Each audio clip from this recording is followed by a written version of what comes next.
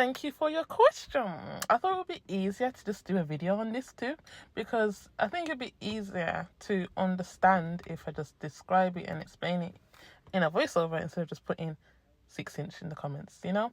So in this video I have a 6" square and a 6" round. As you just saw, I cut the 6" round in half and put it against the sides of the 6" square. I did a little diagram for you guys too. So there's a 6", and then because the round one was cut in half, that's 3" overall, makes it 9". And then along the sides, that's still 6". So in conclusion, I've used two 6" cakes to make a 9" heart cake. One 6" square, one 6" round. Cut the round in half, which makes it 3 inches, and then line it up against the 6 inches, which makes it a 9. From here, it's pretty straightforward. I just fill it with vanilla buttercream and stick all the pieces together.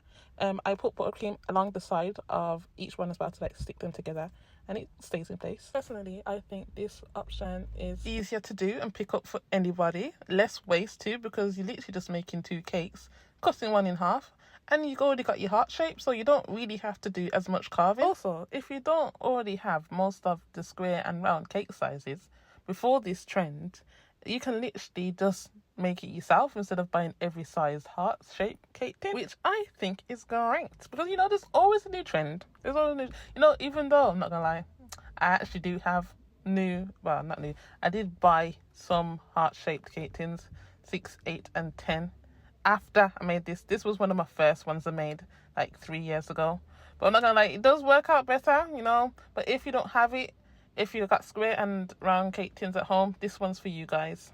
That's all. If you have any more questions on how to shape it, just ask me anything. Listen, I don't gatekeep around here. I learned most of my stuff on how to cake decorate offline, so I will more than gladly share any information that you guys want to know. But being as you guys are still here, might as well watch me finish decorating this lovely heart cake. After I had done finished crumb coating the cake and sticking all the pieces together, it was also filled with vanilla buttercream, and then I'm coating it in vanilla buttercream too, which I have coloured black.